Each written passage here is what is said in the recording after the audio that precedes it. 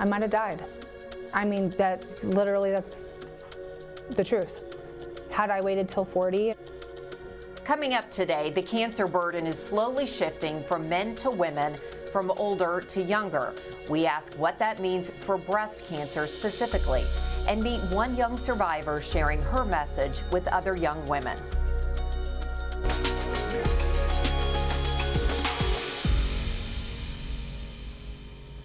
Good morning, I'm Angie Riccono. Welcome to the Morning Medical Update.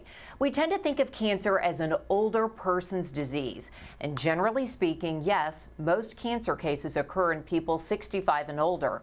But oncologists are seeing an increase in younger patients, people in their 40s and 30s or even younger. Here's Jessica Lovell.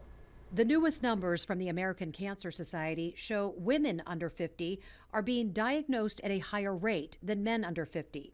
These graphs show the rate of new cancer diagnoses from 1998 to 2021. The left graph is people under 50. The middle is ages 50 to 64, and the right is ages 65 and up. The blue lines are men and the pink lines are women. Now focus on the left graph, people under 50. You'll see that the blue line went down a little in the past decade, while the pink line went up. That means cancer rates are rising for women under 50, and young women are now nearly twice as likely to be diagnosed as young men. Looking at the middle graph for people ages 50 to 64, cancer rates used to be higher among men. But the two lines crossed in 2021, meaning middle-aged women now have a slightly higher risk of developing cancer than their male counterparts. This new report says the rising rate of cancer in young women is mostly due to breast cancer. And while that is concerning, the good news is that more women than ever are surviving breast cancer. And today we're meeting one of those young survivors. Alex Owens was diagnosed with breast cancer at age 33 and recently marked 1 year of being cancer-free. You may have recently seen her story on KSHB Channel 41. I'm very lucky that we caught it when we did. I'm shocked I was not further along with my staging because it was a pretty sizable tumor, and it had already spread to a few lymph nodes. Mammograms aren't recommended until age 40. Alex says she discovered the tumor during a self-breast exam 7 years earlier at age 33. I know that if I had waited till 40, I would have probably been a stage 3 or 4. I mean, that's years, right? 33 to 40. I probably would have gone in with some other symptom and found out I had cancer all over my body. Since then, Alex has shared her experience publicly on social media, and the results have been stunning. Within the last year and a half, I've had already a handful or more of women reach out to me because they've been diagnosed, and a lot of them found it themselves. They're in their late 20s and early 30s. One of them was 28 with a toddler. Alex Owens joins us in the studio today. How are you? I'm good. How are you? Thank you so much for being here and sharing your story. And also joining us is Alex's breast surgical oncologist at the University of Kansas Cancer Center, Dr. Lindsay Kilgore, and welcome back. Thank you for being here this morning. Now, Alex, I know you caught this with a self-exam. How often were you doing these self-checks? You know, I can't say how often that I was probably doing them. I have a family history on both sides of my family that I was aware of, and so I would check around here and there. I had 2 kids, so I had a lot of changes in my breasts over the last several years. And one night after a Christmas party, I just happened to be like having my arm right over on my right side, and I was brushing my teeth, and I felt something that did not feel normal for me. Yeah, and then when you say you have a family history, who is that? So my dad's sister and my mom's sister have both had breast cancer. Aunts. And so aunts, so neither of my parents had cancer, but both of my aunts on both sides. And one of my aunts on my dad's side, his sister, and we ended up having a very similar experience, our cancer journeys. And then recently, my dad's other sister was just diagnosed with breast cancer. And were they young when they were diagnosed? They weren't. So they were not old. So I had a great aunt on my dad's side that had breast cancer in her 70s. She refused a lot of treatments, so she did end up eventually passing away from breast cancer just because she didn't want to treat it.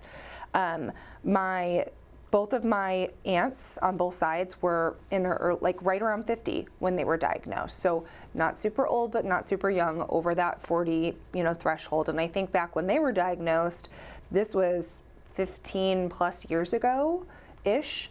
And I think the guidelines might have been a little bit different back then. It might have been 50 for your first mammogram, right? Or 45. It was not as young as 40. I know that. And so at 33, that seemed very young. Right. Now, knowing that you had a family history, did you do any genetic testing, or is it just something that you had kept in the back of your mind? I did end up doing the genetic testing from the guidance of my doctors, and especially because we knew there was a family history there. So it was like, okay, let's go ahead, let's do the genetic testing.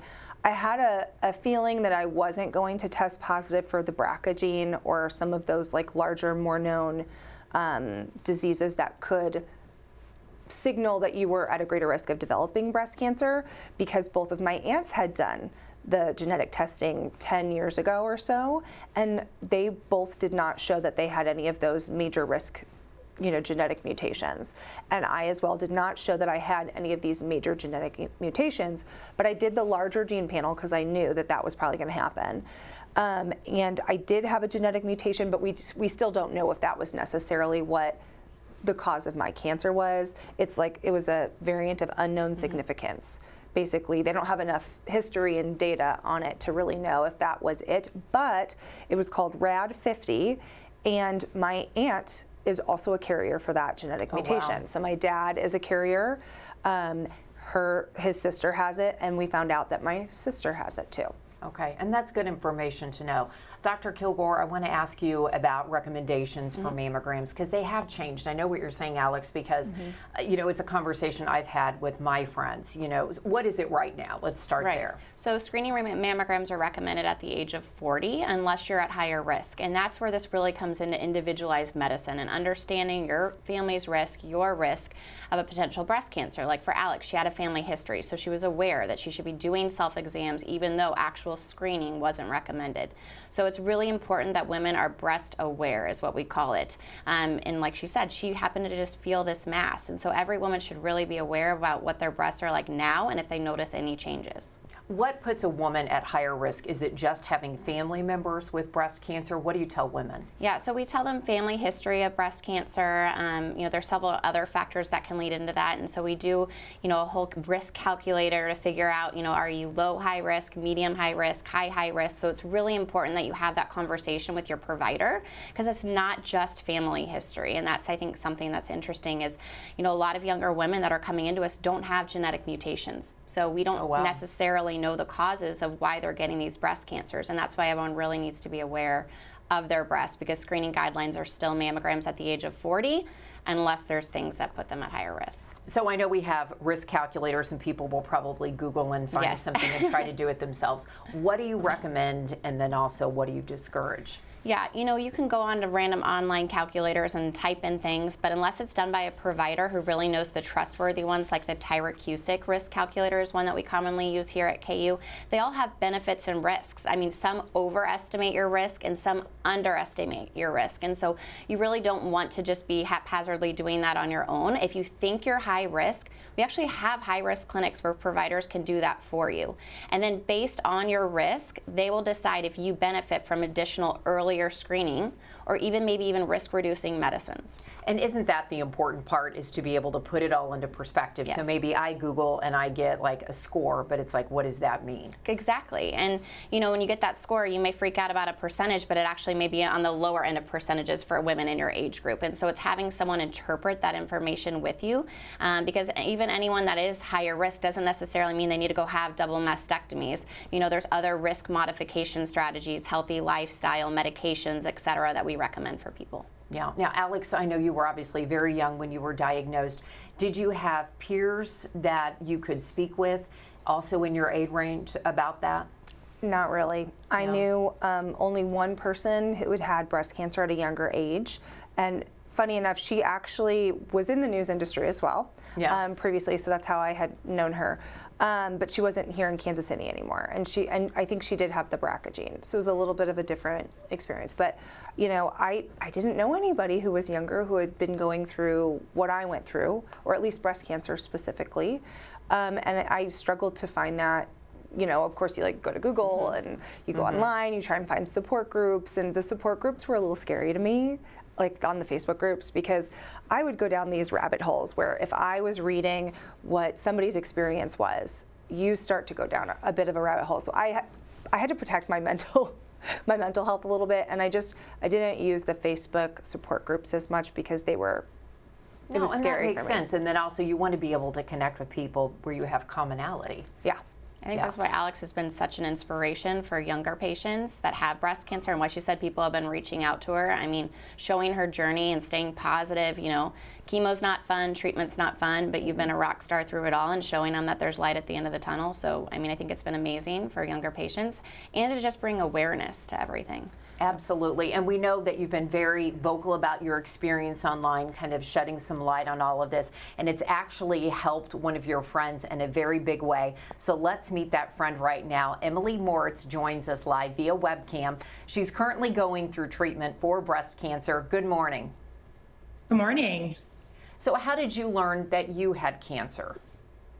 Yeah, so last September I was taking a shower and I felt a lump. It felt like small, marble-like, just did not feel like anything that I had felt before. So I immediately messaged my OB the next morning. They got me in for an appointment later that week. And then after a series of imaging appointments, I had multiple ultrasounds and a mammogram.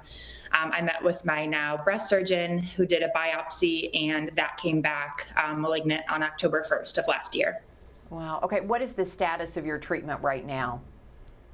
So I actually just finished chemotherapy on March 11th. So I had 6 rounds every 3 weeks. I started last November, and then I have HER2 positive status. So I'll continue immunotherapy through next November. And then I will be having surgery or later this month on April 18th, and followed by radiation. Yeah, I know that's a lot to go through. Are you getting any guidance or advice from Alex? Yeah, she's been great. So honestly, such a supportive advocate for me, being so young also. Like, I have other women in my life that have had breast cancer and survived breast cancer, but it's very different when you have and somebody that's going or has gone through it at a similar age as you. And she was honestly one of the first people I told. The first week I was diagnosed, I contacted her and we had a long conversation.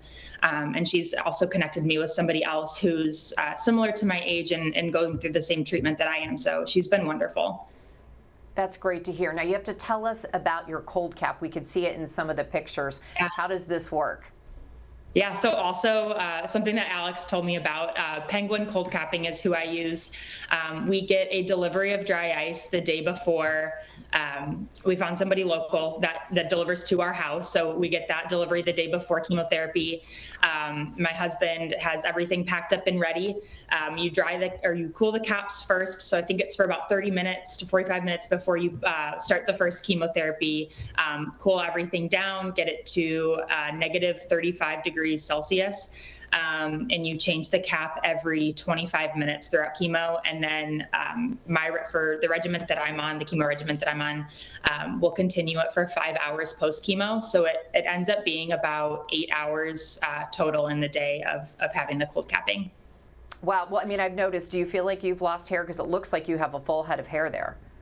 Honestly, I haven't. I've had the normal shedding, but anytime we shower, we can only wash our hair in cool water once a week.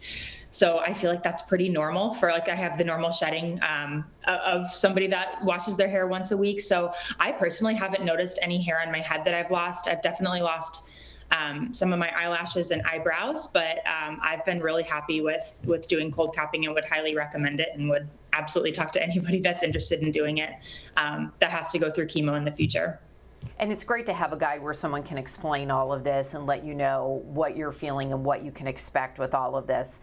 We do want to let everybody at home join in the conversation. If you're watching live, be sure to ask your questions. You can use the chat on YouTube or Facebook. You can also email the Medical News Network, and that information is on your screen. Now, Alex, I wanted to ask you, how did you handle the treatment mentally? Because this is a lot to go through. Yeah, I mean, when you're first diagnosed, so Dr. Kilgore was the first doctor I met with, and so sorry, because you probably got the worst of it.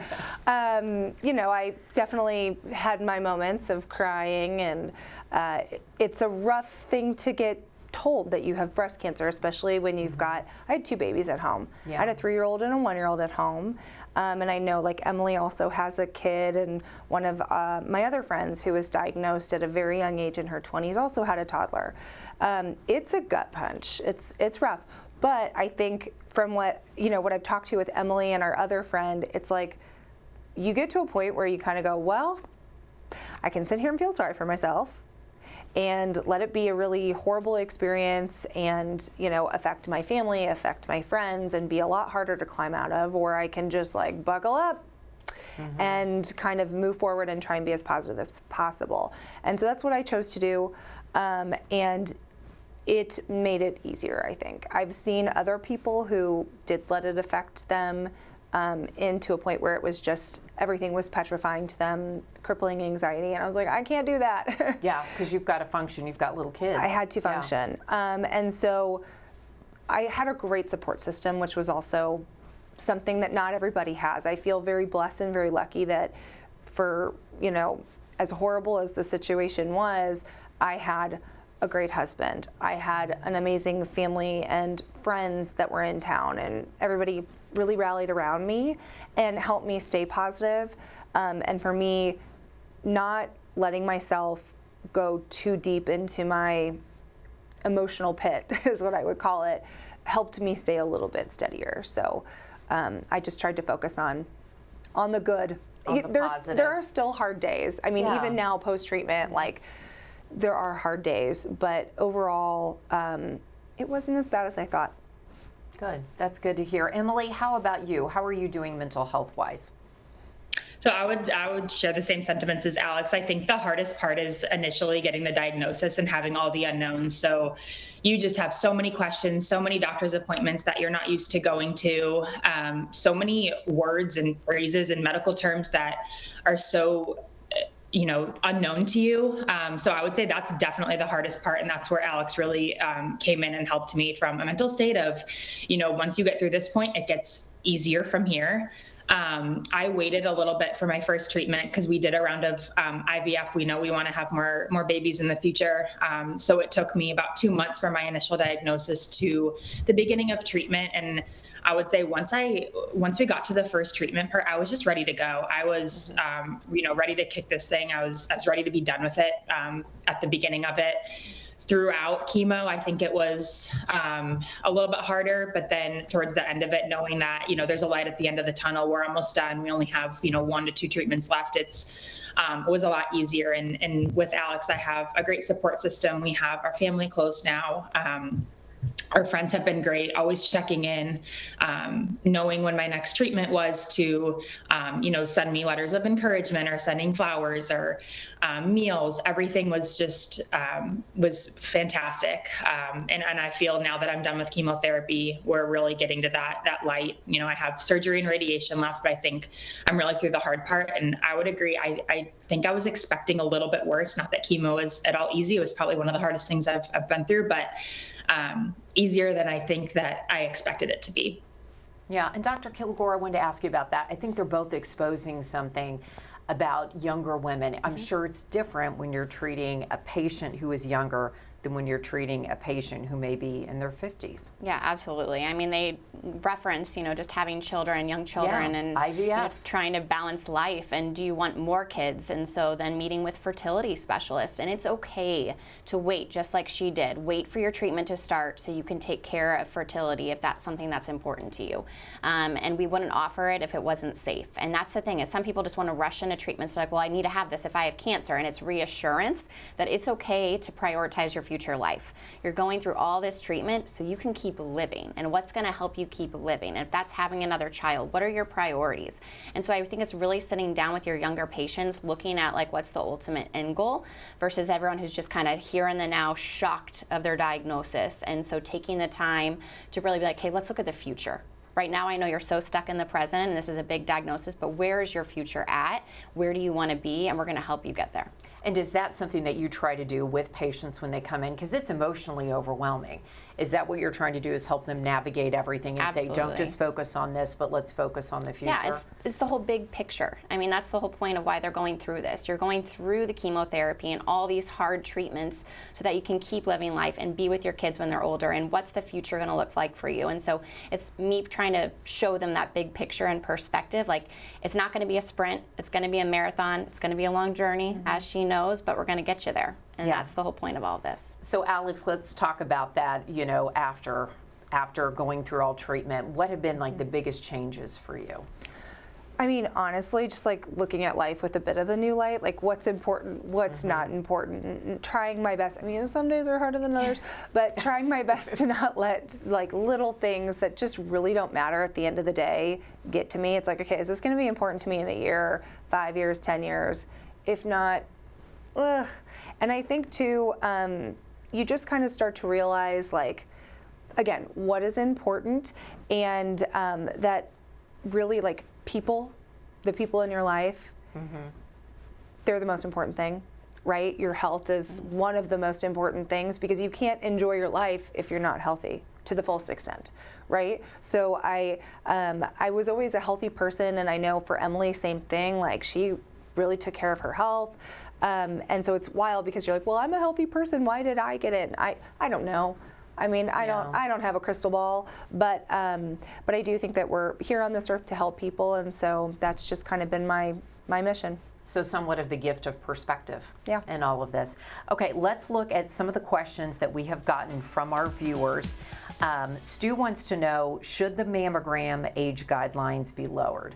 Maybe we'll let you take that, Doctor. Yeah. So it's based on, the overall population. So although we are seeing trends in younger women, we still have to figure out why these trends are happening and if the benefit of screening everyone at a younger age is important. And that's why right now, not currently, unless someone's higher risk. And that's why I say risk assessment's important, but breast awareness. I can't emphasize that enough, that if you feel something, don't blow it off. Reach out to one of your providers, your OB, your family provider, and don't just blow it off like, oh, I think that's a cyst. I used to have cysts in my breast, or even myself, I felt something and I was like, well, I know that's dense tissue. I do a million breast exams, every day, and no, I went and got it checked out, because I shouldn't blow things off, because I'm like, what if? I've had so many young patients. So really just doing those self-exams and being aware of your breast is the most important right now. Okay, Amy is asking, how does diet impact breast cancer risk? Is there anything to avoid or maybe something to add? Yeah, we always just talk about healthy lifestyle. Everyone wants to know, should I cut out all sugar? Should I do this? And overall well-being and health and exercising regularly, 3 to 5 times a week, limiting alcohol use, limiting sugar, but not just cutting out everything. I also tell people, there's a risk, obviously, to getting cancers by your diet and your exercise and other things, but you also need to live your life and not live in fear and limit so much of the things that you enjoy. Yeah, okay, here's another one, and this is for Alex. When people are reaching out, what questions or concerns do they have? Like, what's that first conversation? It's usually like, what's going to happen? Yeah. Is this going to be hard? What's it going to look like? What advice can you give me? What do I do next? And so... what advice do you give them? You got this. You've got this. Yeah, you've got this. I mean, truly... I'm trying not to cry. Emily called me, and it was a bit of a gut punch for me too, because I've known Emily since high school. Yeah.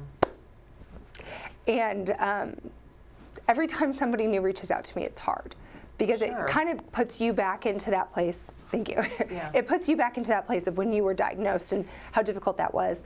And seeing people close to you that you know and that you love and you have a history with, it's really hard to know, like, oh, they're going to be up against this too. But it was good for me to be able to be there for other people, since people were there for me to say, like, okay, it was hard, I got through it. I'm good. You got this. You're going to get through it. And I'm here for whatever, you need. So yeah, it's just, you got this. You can do it. Yeah. It looks hard, but you got it. That's good advice. Emily, we always like to wrap it up with some final thoughts from our guest. What would you want people at home to know? I think just the importance of self-breast exams, especially for women my age that are of childbearing age and have had kids, have breastfed. There's a lot of changes that go on during and after that process.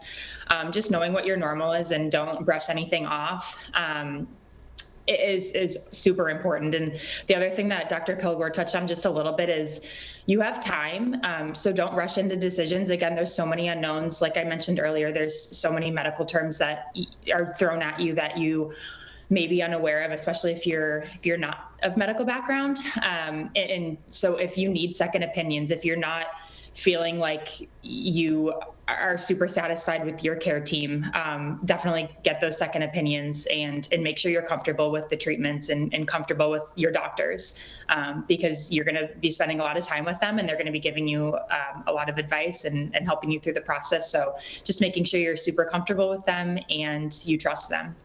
Yeah, Emily, thank you so much for joining us here today, and we wish you the best of luck. I really appreciate that.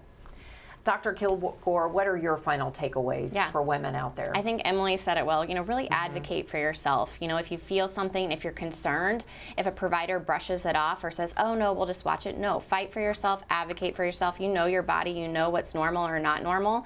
And especially like she mentioned around breastfeeding, you have normal breast changes. People may say, oh, that's just normal ductal tissue or, mastitis. No, be aware, advocate, follow up. And like she said, your care team's the most important. So I think that having the people around you that want the same things that you do, take time to make decisions, and really feel like you've got the best people around you. And if you don't, not all right teams are right for you, so find that right team, because it's, like I said, it's a marathon, not a sprint. And that's what I was going to ask. Is it important to get a second opinion, to get with that team that makes you feel comfortable? Absolutely. I mean, I can't emphasize it enough. Even if someone, comes to me and I don't know that we're a right mesh or a fit, I say, seek that second opinion. You need to be comfortable and confident with what you're going to go through, because those treatments are not going to be easy, and you want to really truly believe in your team and get a sense of peace that you're at the place where you want to be treated. Yeah. And then Alex, what's your final thought for everyone out there? So today is April 1st. And we always say, Emily and I too, feel on the 1st. So that's a great reminder to be breast aware, is every month on the 1st, feel around, check it out. It's the same thing that both of these ladies are saying. You have to be an advocate for yourself, and you have to be aware of your body. And that's hard to do, especially I think as a young woman, especially if you've got kids, because we are kind of ingrained and taught to put everybody else first. Of course. And it's been a bit of a reprogramming for me to say, I can't take care of others if I don't take care of myself first. Good advice, everyone. Thank you so much for joining us here this morning. And thank you to our viewers for being with us here today. We will see you here tomorrow. 12 kidneys, 24 surgeries spread across 8 states. What does it take to pull off a life-saving kidney chain? I'm Jessica Lovell on the next Open Mics with Dr. Stites. Meet the team working behind the scenes to make the most out of one altruistic donation. Wednesday at 8. Subscribe to our Morning Medical Update and Open Mics with Dr. Stites podcasts. Now everywhere podcasts are available.